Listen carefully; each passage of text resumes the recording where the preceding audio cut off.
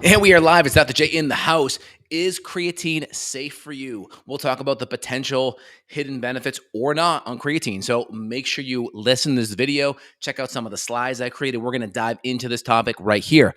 Again, if you're looking to improve your cognitive benefit, improve mitochondrial function, improve recovery in muscle building and muscle explosion, you want to watch this video. All right, so let's dive in. I created an outline for me so I can stay on task for you guys to help you out. All right, so let's pull this up here. So first off, is creatine safe? We're going to talk about the hidden benefits that, maybe a lot of people aren't addressing as much. So first off, what is creatine? So we have phosphocreatine stored in our muscle cells, okay? This is in our muscles. Make it a little bit bigger for you guys. And your body gets creatine from animal products. It's crazy the amount that you get. I'll pull up the exact amount here. I was doing some math on it just the other day here. So here's the deal, right? So creatine, right? We'll take it in supplemental form. We'll talk about the benefits here in just a second.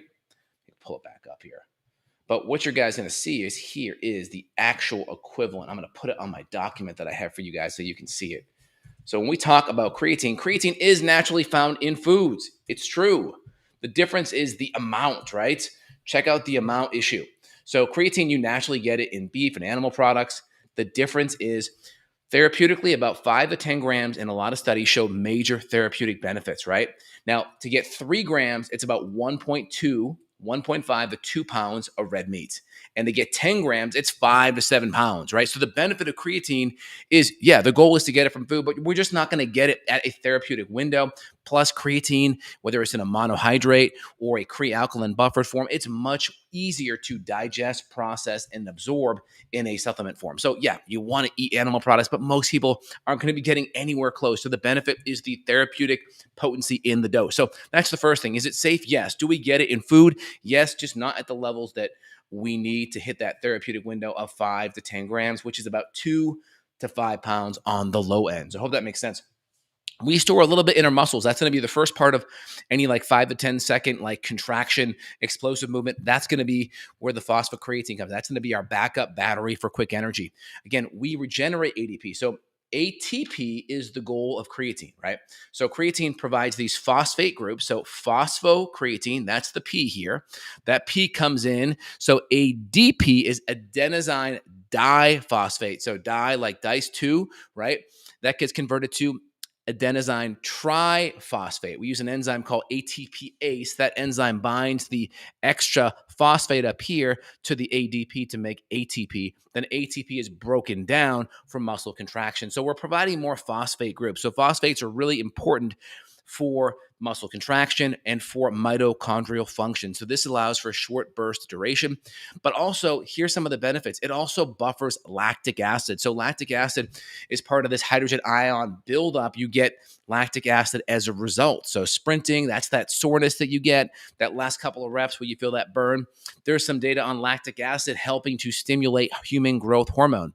And so creatine is going to help buffer those hydrogen ions, allow for less acidity in the muscles, and that's going to allow you to perform better and longer and recover better, because there's data not just on the performance side for creatine, but also on the recovery side. So also we're going to draw more water into our muscles, so that hydration is very important. That's going to signal protein repair and muscle repair. It's going to allow those muscles to swell up, and that's an anabolic signal. It's going to tell your body to heal and recover. Now, some people don't like the actual bloat. So especially my females are like, I don't like that extra water retention. So guess what? That's typically going to be found in creatine monohydrate. It's a little cheaper, but we can get a buffered creatine called a Cre-alkaline creatine, more neutral, pH neutral. You're still going to get a lot of the same benefits, but you won't get as much of that water retention. So you'll still get some hydration benefits, but you won't get that extra bloating type of side effect. So if you're worried about that, we can always switch you over to a Cre-alkaline buffered creatine. And again, this is going to improve brain and energy protection, right? The brain relies on phosphates to then stimulate and support the mitochondria. Lots of mitochondria function required in the brain, lots of carnitine, lots of CoQ10. And again, we need those phosphate groups to help that ATP, because ATP is part of this whole Krebs cycle, and you need that ATP with the mitochondria. The mitochondria is going to require CoQ10. It's going to require the Krebs cycle, right? The Krebs cycle turns around twice. We're going to generate a bunch of NADH to NADH a bunch of NAD to NADH, and a bunch of FADH to FADH2. A lot of these hydrogens that get dumped into the electron transport chain, and CoQ10 is involved in that respiratory chain. And CoQ10 heavily requires ATP. So again, more phosphate is going to help the brain and mitochondria perform better. Also over here, creatine gold. We talked about this, right? Creatine gold. So we want about 5 to 10 grams. You're not going to get it in animal products. Maybe if you're like the Icelandic strongman eating like 4 or 5 pounds a day, and 5 to 10 grams is where you want. You can do a combination of half before, half after, or a combination of before. Usually 30 minutes to an hour before. Let it get into your bloodstream so your muscles have access to it is ideal. Now, people talk to me all the time, though, Dr. J, is creatine bad for kidneys? Well, it's the same thing. We hear all kinds of data on, is protein bad for kidneys? Well, there's preliminary data that protein could be bad for your kidneys when you're already in kidney failure, right? When your kidneys are already in rough shape. But again, how do your kidneys get into kidney failure and to have, stage 3, stage 4 kidney failure? It's typically going to be diabetes and high blood sugar. Insulin and high blood sugar is very damaging to the glomeruli of the kidney. And so as long as you're managing your blood sugar in check, then you don't really have to worry about the protein being a problem. Now, because creatine is a protein-like derived compound, of course, the stigma from protein kind of sticks onto creatine as it being hard on the kidneys. It is not. So I'll pull up some of the studies here in just a second so you guys can see. But there's been a couple of long-range studies on this topic here. So Creator et al., 2017, creatine supplementation is safe and effective, and long-term use is in healthy individuals. No detrimental effects of creatine on kidney function was observed in older adults. And again, creatine supplementation did not affect kidney function in type 2 diabetics patients under medical supervision. So there's a lot of studies on the topic. I feel very comfortable with recommending it to my patients. I personally take it myself.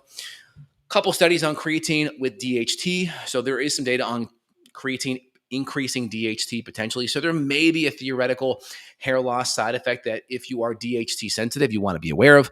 My general recommendation is I just take some saw palmetto at night before bed when I take my creatine after workouts. So I try to blunt the alpha reductase enzyme that increases DHT. I try to blunt that with some saw palmetto as a safety precaution. So if you're worried about it, I think the creatine benefits outweigh any potential hair loss. Just buffer it with some saw palmetto if you are concerned. If you're not in that camp, don't worry about it. And just know the goal is always to get your nutrients from food. But, based on the data that we can see here, the average person is just not going to get that 2.5 to 5 pounds of meat per day, right? It's a crazy amount to get that 5 to 10 grams. So 5 to 10 grams, I think, is a good starting point, and maybe even a little higher depending on how much activity you're under. Let's say you're a football player, double session, professional athlete. You may want to even bump it up a little bit higher. So those are just my thoughts on the topic. Lots of good benefits, not just from the actual workout and the ability to explode and work fast, but the recovery and the growth hormone, buffering the acidity, hydrating the muscle, providing more nutrients, lots of good benefits, brain function, more phosphate groups so the brain can function well. Hope that makes sense. Hope you enjoyed today's video. Again, if you want more support on this on the functional medicine side, I work with patients worldwide. If you want that support, there'll be a link down below where you can reach out and schedule a chat with my colleagues and team. We're happy to help you out and see if we can help. All right, guys, if you enjoy, let me know. I'll put a link down below to some buffered creatine products that I personally use that I think are good. If not, the monohydrate is a little cheaper and is effective. But if you want to avoid the bloating and water retention, there's some options for that. All right, guys, have an awesome day. Take care. Bye, y'all.